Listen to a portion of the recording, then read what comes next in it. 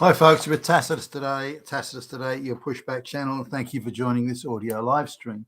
Please listen to this presentation as you would a radio broadcast. In this essay, I'd like to talk about the tax that's contained in President Trump's so-called Big Beautiful Bill, a tax on foreign remittances going out of the US to foreign destinations. Now, the exact detail of how it's going to be applied and how it can be avoided and how it can be gamed and so on is another matter. But it's a 3.5% tax on foreign remittances.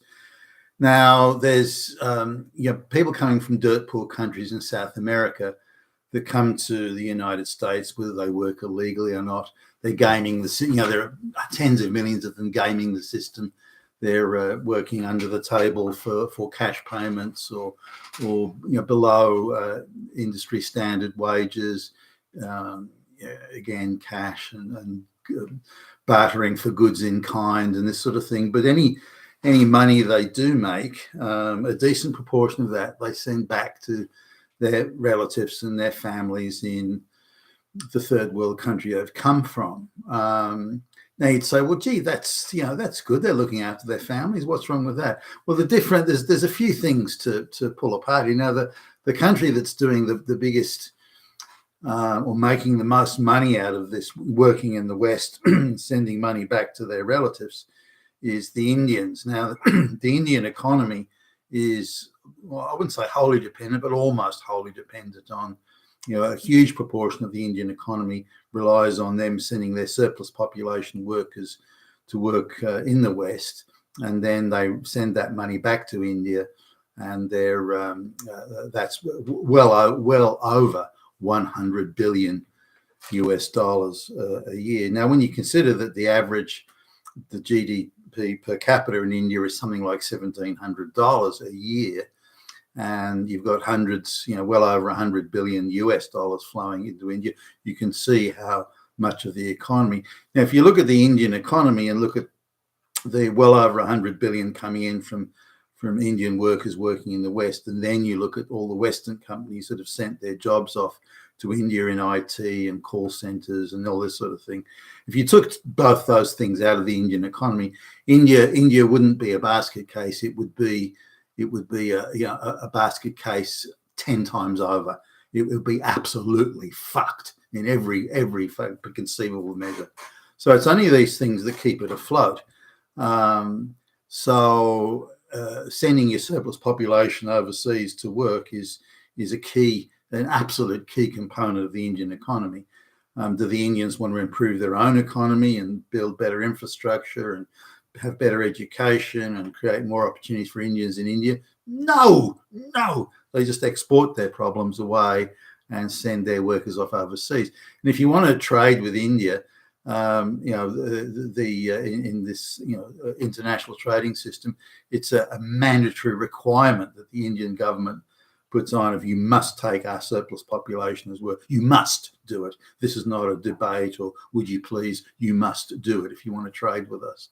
And so places like Australia and Britain and the United States, millions of Indians are streaming into the country, unneeded, unwanted, of no benefit, gaming the system, cheating the system, corrupting the system, bribing and cheating their way through.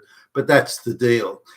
Now, from my perspective, if people come to the West to work, and especially if they replace a local worker, which is what's happening here, or if some bullshit fantasy job is created for them that the taxpayer has to fund, which is happening on a huge scale in Australia, government just creating jobs for Indians and the taxpayer paying for it, then so what's the utility? What's the benefit to the West? I understand what the Indians get. I understand. But what do we in the West get? Well, bottom line is we get nothing. They're either replacing local people in employment that otherwise the local person would have had the job, but the local person will spend their money in Australia. The local person isn't going to, the local citizen isn't going to be sending their money offshore to some family members in some dirt poor rural village. So they're not going to do that. They're going to spend their money here. So when you get an Indian, for example, it could be a Mexican worker in the US, or so I'm using Indian because they've got the biggest cohort out there doing this. But if an Indian worker comes to the West, then they send this money offshore to their relatives. Now, when you make your money in a first world country, but you're sending money back to a low level, bottom of the rung third world country, then there's quite a disparity in purchasing power. So if you go to a third world country, you can buy enough rice for a family of 4 to eat for a week for $2. And whereas that same quantity of rice in a first world country, well, it'd be less than $2 actually. That same quantity of rice in a first world country will be 10 times as much, 15 times as much on a cost basis. So you look at the cost of living in these places. Now, sure, they may live in a one-room compact place. I get that, but if you look at the cost of living in terms of food and so on, it's hugely different. So the cost of living is much, much higher in the West. So when they send $20 a week US back to their families in India, that $20 on a relative basis, their families are living like kings. They're walking around the village boasting, "Oh, my son works in America and sends us back the money," and so they can swan around. They're the chieftains of the village. The bragging rights are just off the charts. So the money going back to India doesn't benefit the United States, or doesn't benefit the West. Now, whatever India may buy from the West isn't something that's a net purchase from Indian wealth. It's wealth that's already stolen from the West, taken to India, and then some of that, a small proportion of it is then used to purchase maybe some Western goods and services. So there's no, as I can see it, there's no benefit. Why have these why have these Indian workers coming to the West in the first place? And if they do, why allow them to send back money to their families and have it either untaxed or minimally taxed? Now, I think a 3% tax is a joke. One of the reasons why Indians come to apart from the surplus population issue, apart from the fact that you can have 3,000 applicants for every job in India, quite apart from that, is that their remittances are not taxed, so they can send this money back to their relatives. Now, if you were to, so it's a huge incentive to come to the West. I can get a first world job and send my money back to my family. It's a huge incentive for them to come to the West.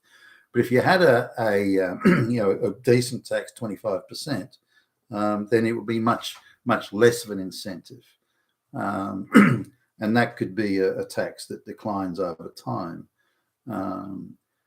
The longer they're in the United States as citizens, the longer they're in the United States working, the tax would diminish over time. But this idea that we have to be able to send our remittances back to the family, or you have to allow us to bring our whole family, our whole fucking village to America or to the West. I don't buy that. It's the sense of entitlement is just outrageous in my view. So we want people who I would think, from just a sheer economic perspective, we want people that if they live in the West and work in the West, that they spend their money in the West, whether it be on, consuming goods and services, or I don't know, buying property or something like that, but that they spend their money, but the Indians do not. And now, in addition to that, there are sham colleges and all sorts of things going on in the West, and Indians are Indians and Chinese, but particularly Indians are huge players in this. So they've got a thing where they're only allowed to work, student visa. They can work 10 hours a week or something like that. I think all that should be shut down so that they can't work at all, would be my view. If you're a student, you're a student. Come to the West to study. Nothing wrong with that. Pay your university fee, fine. But you shouldn't be allowed, in my view, shouldn't be allowed to work. But they have a 10-hour limit or a 20-hour limit or whatever on the amount of hours you can work. But that's subverted. They use different names. They use different cash jobs only. they use labour hire, scam labour hire firms to work through, where they don't have to. Again, they can use fake names and all sorts of things are going on there, so they can work 100 hours a week doing door deliveries of food, or in burger places or something like that. They can work. Also, many of those places they work are owned by Indian financial interests as well. So the Indians are allowed to buy up American businesses and then import peasant labour from India on the pretense they're doing a diploma in dishwashing or burger flipping or something. So the amount of rorts going on in this are just again, just insane levels of rorting.